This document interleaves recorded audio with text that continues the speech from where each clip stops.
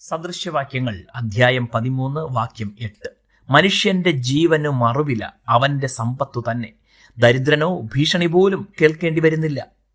മനുഷ്യന്റെ പ്രാണൻ വിലയേറിയതും ഭൂലോകം മുഴുവനും അതിന് മറുവിലയാവുകയില്ലെന്നുമാണ് ബൈബിൾ അടിസ്ഥാനപരമായി പഠിപ്പിക്കുന്നത്. എന്തൊക്കെ പകരം നൽകിയാലും ജീവൻ ലഭിക്കുകയില്ല. എത്ര വലിയ ധനവാനും മരണക്കിടക്കയിൽ ജീവൻ ലഭിക്കാൻ അതെല്ലാം പകരം നൽകാമെന്ന് പറഞ്ഞാലും വിലപ്പോവുകയില്ല. ദൈവത്തിന് മാത്രമാണ് ജീവൻ നൽകാൻ കഴിയുന്നത്. മരിച്ച ദിവസങ്ങൾ കഴിഞ്ഞിട്ട് ചില വ്യക്തികളെ ഉയർപ്പിച്ച് ജീവനിലേക്ക് മടക്കി വരുത്തിയത് കാണിക്കുന്നത് ജീവന്റെ മേൽ ദൈവത്തിന് അധികാരമുണ്ടെന്നാണ്.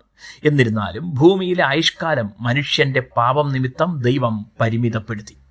ഇതുവരെ പറഞ്ഞ ആശയത്തിൽ നിന്ന് വ്യത്യസ്തമായി ഈ വാക്യത്തിൽ മനുഷ്യന്റെ ജീവന് മറുവില അവന്റെ സമ്പത്താണെന്ന് പറയുന്നു. എന്നാൽ ഇവിടെ പറയുന്നത് ഭൂമിയിലെ മനുഷ്യരുടെ സ്വഭാവത്തെക്കുറിച്ചാണ്. ഒരിക്കൽ സമ്പന്നമായിരുന്ന പല രാജ്യങ്ങളും വൈദേശിക ശക്തികളുടെ ആക്രമണത്തിൽ കീഴടങ്ങി സമ്പത്ത് ചൂഷണം ചെയ്യപ്പെട്ട ചരിത്രമാണ് കാണാനാവുന്നത്. ദരിദ്ര രാജ്യങ്ങളെയും പ്രകൃതി വിഭവങ്ങളില്ലാത്ത ദേശങ്ങളെയും എന്തൊക്കെ നടന്നാലും അവർ തിരിഞ്ഞു നോക്കാറില്ല. വ്യക്തികളുടെ കാര്യമായാലും ഇതുതന്നെയാണ്. അതിനാൽ സമ്പത്തുണ്ടായാൽ അതിനെ കൊട്ടിഘോഷിക്കാതെയും നന്മകൾ ചെയ്തും ജീവിക്കുന്നവർ ശത്രുക്കളാൽ കൊള്ളയടിക്കപ്പെടാൻ സാധ്യത കുറയ്ക്കുന്നു.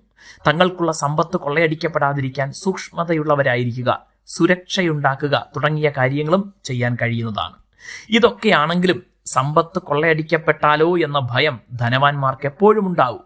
എന്നാൽ ദരിദ്രർക്ക് ഭീഷണി പോലും കേൾക്കേണ്ടി വരില്ല. ഈ പൊതു തത്വമാണ് പ്രാണന് മറുവില അവന്റെ സമ്പത്ത് എന്ന് പറയുന്നത്. സമ്പത്താണോ പ്രാണനാണോ വേണ്ടത് എന്ന് തിരഞ്ഞെടുക്കേണ്ട സാഹചര്യമുണ്ടായാൽ സമ്പത്ത് അനുഭവിക്കണമെങ്കിൽ ജീവൻ ഉണ്ടാവണം എന്നതിനാലും ജീവൻ ഉണ്ടെങ്കിൽ സമ്പത്തുണ്ടാക്കാൻ വീണ്ടും അവസരമുണ്ടാകും എന്നതിനാലും വിവേകമുള്ളവർ സംശയമില്ലാതെ ജീവൻ തിരഞ്ഞെടുക്കും.